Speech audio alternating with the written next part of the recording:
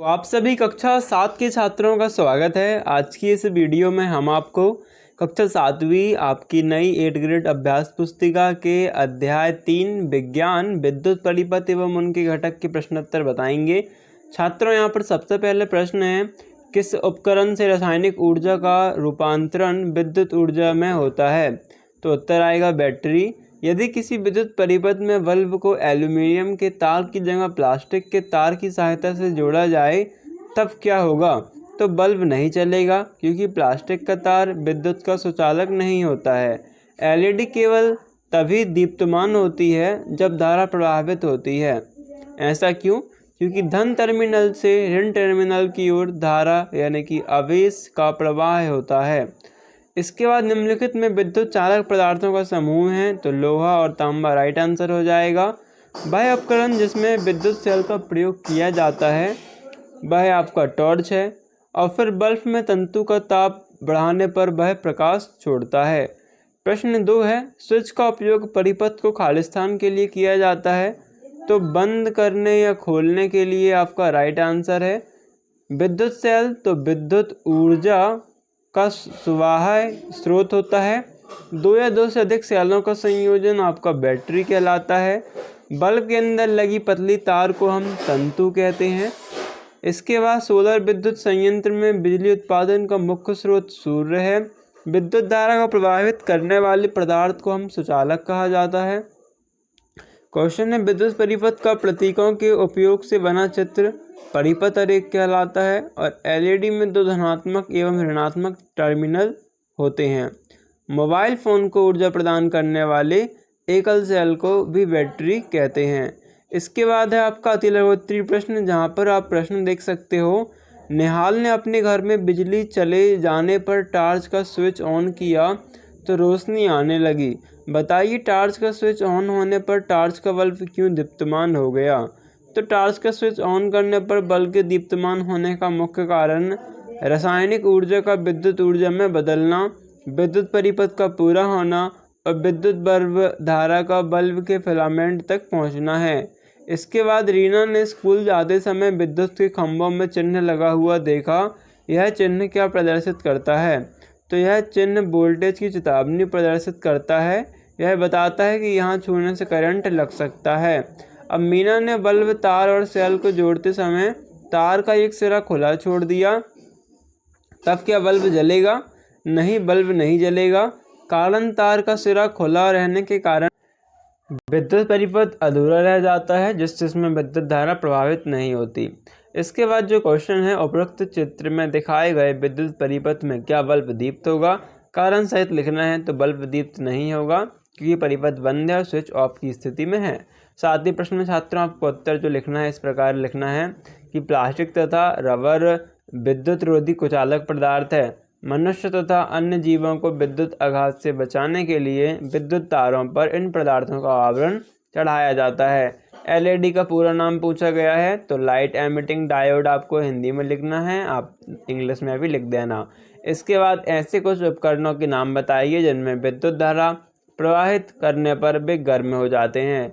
तो immersion rod, geyser, room heater, toaster आदि। विद्युत लैंप में प्रकाश उत्सर्जन कैसे होता है? तो विद्युत धारा के प्रवाह से लैंप के बल्ब का तंतु अत्यधिक गर्म होकर श्वेत तप्त हो जाता है और प्रकाश का उत्सर्जन करता है। 11वें में क्वेश्चन है आपका, 2 अंतर्राष्ट्रीय संगठनों के नाम बताइए जो विद्युत उपकरणों के लिए मानक प्रतीक निर्धारित करते हैं। तो पहला है institute of electric and electronic engineers IEEE and international electro-technical commission यानी कि IEC। फिर 12वें प्रश्न में छात्रों इस प्रकार आपको उत्तर लिखना है। 13वें में उत्तर देख लो किस प्रकार लिखोगे। 14वें क्वेश्चन का आंसर देख लो।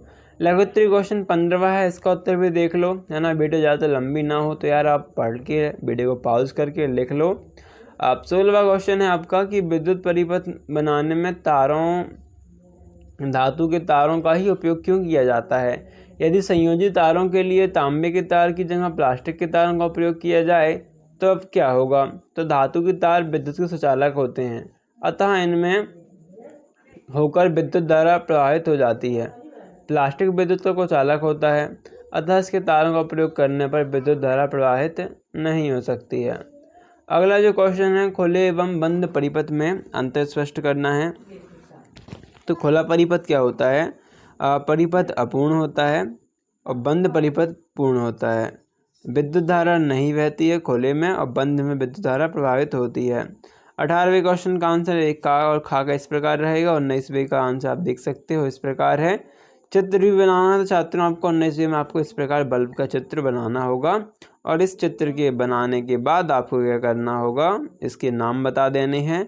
इस नाम के बाद आपको उत्तर में ये हिंदी में लिखना है, ठीक है। ये लिखो या फिर ये लिखो, एक ही बात है, ठीक है। यही हमने 2 बार लिख दिया है, तो 1 बार लिखना है आपको।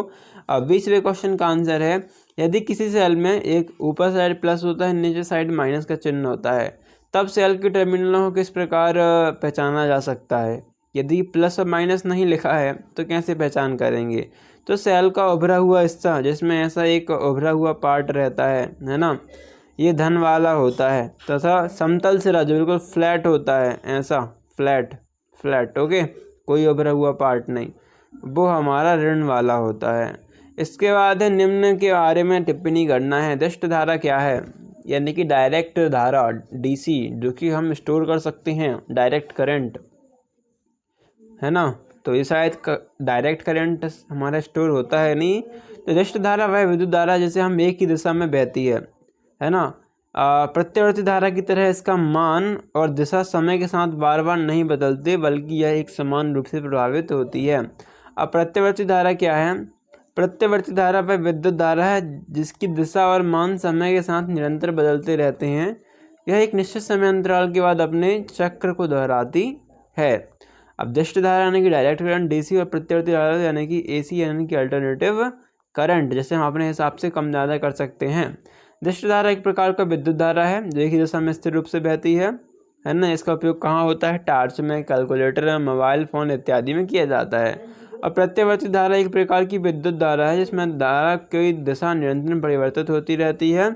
घरों की आपूर्ति की जाने वाली विद्युत धारा प्रत्यावर्ती धारा होती है। अब इसमें देखो आपकी विद्युत सेल का प्रतीक पूछा है, तो इसका प्रतीक आप अच्छे से देख लो, सामने बने हुए हैं, इन्हें अच्छे से बना लीजिएगा। विद्युत सेल, बल्ब, स्विच ऑन स्थिति में, ऑफ स्थिति में कैसा है, बैटरी का साइन क्या है, और संयोजित तार का साइन क्या है। फिर जब स्विच ऑन की स्थिति हो तो अरेख कैसा रहेगा, अरेख ऐसा रहेगा। जब स्विच ऑफ की स्थिति में हो तो ये जो कुंजी है आपकी, यहाँ पर के लिख दीजिएगा आप तो और अच्छा रहेगा। क्या लिख दीजिएगा? के, या फिर कुंजी, के या कुंजी कुछ भी लिख दो, है ना। ये खुला हुआ है यानी कि ऑफ है। अब ये यहाँ पर लगा हुआ है कुंजी, तो ये यहाँ पर लिख भी सकते हो बंद, ऑफ, ऑन की स्थिति। जब ये कुंजी लगी हुई है तो हमारा करंट यहाँ से यहाँ पूरे में बहेगा, तो ये धारा बहेगी। ये हमारी बैटरी है, ओके, ये हमारी कुंजी है। अब 23वां क्वेश्चन है, विद्युत के उपयोग के समय होने वाली क्षति से बचने के लिए हम क्या क्या उपाय कर सकते हैं? तो ये 3 उपाय कर सकते हैं कि कभी भी गीले हाथों से स्विच या बिजली के उपकरणों को नहीं छूना चाहिए, क्षतिग्रस्त तारों को तुरंत बंद कर देना चाहिए, घर में हमेशा अच्छी गुणवत्ता वाले फ्यूज का उपयोग करना चाहिए। अब 24वां क्वेश्चन है, विद्युत के सुचालक बताने हैं। तो वे पदार्थ जो अपने भीतर से विद्युत धारा को आसानी से बहने देते हैं उन्हें विद्युत के सुचालक कहते हैं। उदाहरण तांबा हो गया, एल्यूमिनियम हो गया आदि पदार्थ।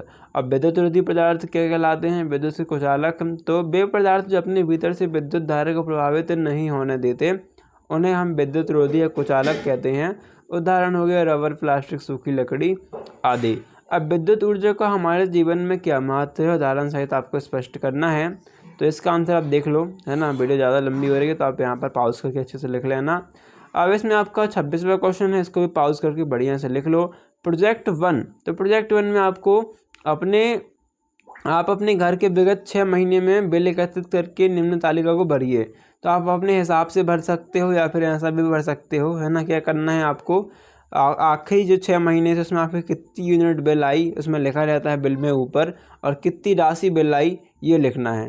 तो ये आप अपना बिल देख के भी बता सकते हो। अब तो ऑनलाइन आने लगा है तो सबको मोबाइल में PDF पड़े होंगे व्हाट्सएप में।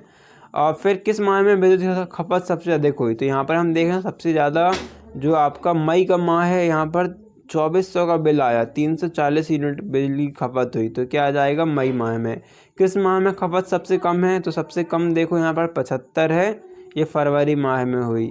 इसके बाद है विद्युत की अधिक खपत का संभावित कारण क्या हो सकते हैं? उत्तर में आप ये लिख दीजिएगा। अधिक आपके घर में कूलर चलता लिख दीजिएगा। गर्मियों में कूलर पंखे एसी का अधिक छोड़ दीजिए आप। गर्मियों में कूलर पंखे का अधिक उपयोग, घर में अधिक बिजली उपकरणों का उपयोग और आवश्यकता ना होने पर लाइट पंखे चालू छोड़ देना। आप विद्युत ऊर्जा की बचत कैसे कर पाएंगे, तो ये लिख दीजिएगा, ठीक है। और इसके बाद जो है प्रोजेक्ट 2 में इस प्रकार आपका फर्स्ट पॉइंट लिखना है आपको, सेकेंड, थर्ड, फोर्थ और फिफ्थ। और इसके बाद ये फर्स्ट में ये आंसर, सेकेंड में ये आंसर, तो इस प्रकार लिख लीजिएगा आंसर। मिलते हैं नेक्स्ट वीडियो पे। तो वीडियो को लाइक कर दीजिएगा, चैनल को सब्सक्राइब कर लीजिएगा, जितने भी आपके फ्रेंड हैं उनको वीडियो शेयर कर दीजिएगा। Thanks for watching, like share subscribe.